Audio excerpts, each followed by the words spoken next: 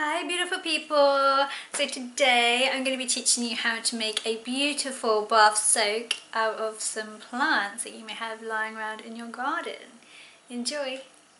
Hi guys, so these are the ingredients we're going to be using today. Don't worry if there's something here that you don't have, because I can offer you lots and lots of substitutes. Just ask me any questions you have in the comments. So let's take a look at what we've got. We've got Epsom salts here.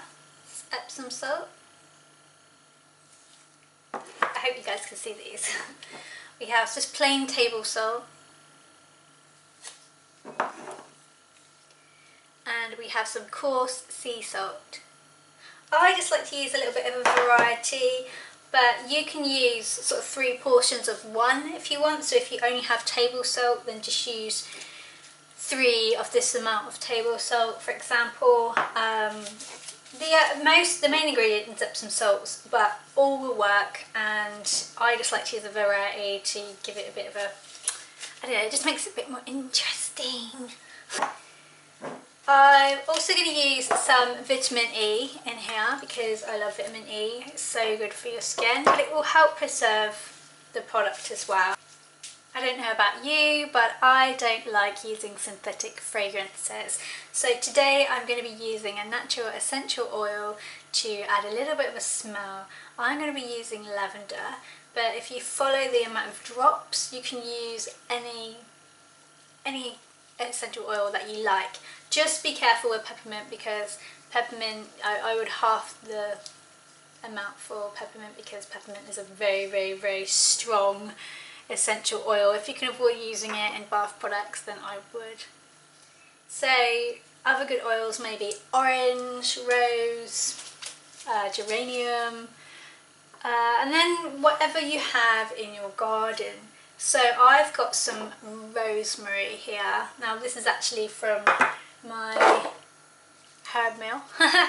But I thought that the smell of rosemary is beautiful, and I thought it would go really lovely with this lavender that I've pulled out of my mother's garden. And I also have lots and lots of dried rose petals that I've collected up recently.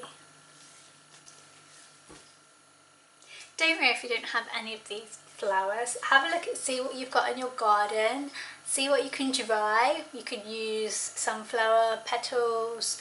You could use whole rose petals rather than these ones which are all scrunched up. You may also have some herbs and spices that you might think, oh, they might go good in a bath, some pine needles or something. Pine needles actually do smell really nice in a hot bath. So let's crack on. This is really easy recipe, so I've started with this one, but it does make a beautiful product. So what we're going to do is we are simply, really easily, just going to put all these salts into a mixing bowl, like so.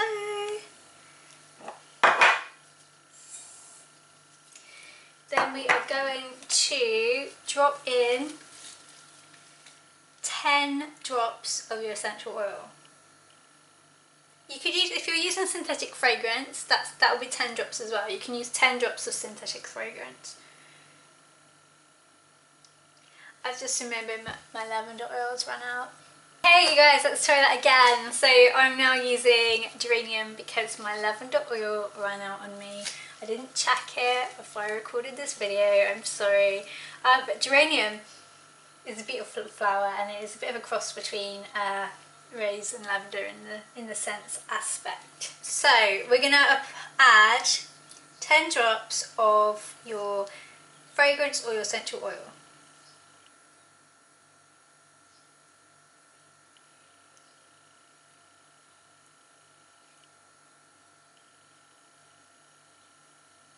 Try not to add it all in one big dollop, because it will encourage clumping and you don't want it to clump. Then what we need to do is, if you're using vitamin E is brilliant. You could also use a little bit of rosemary oil, or you can get vitamin E in those tablets. And then you can just break the tablets open if you like, or any other kind of oil maybe. Like a floral oil would be nice. And we'll just use 10 drops of that as well.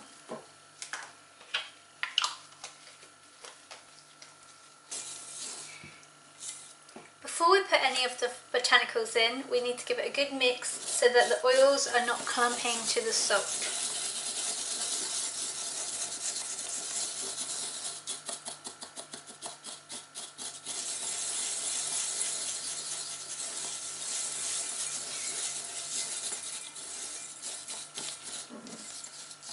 It's important that you mix it right down to the bottom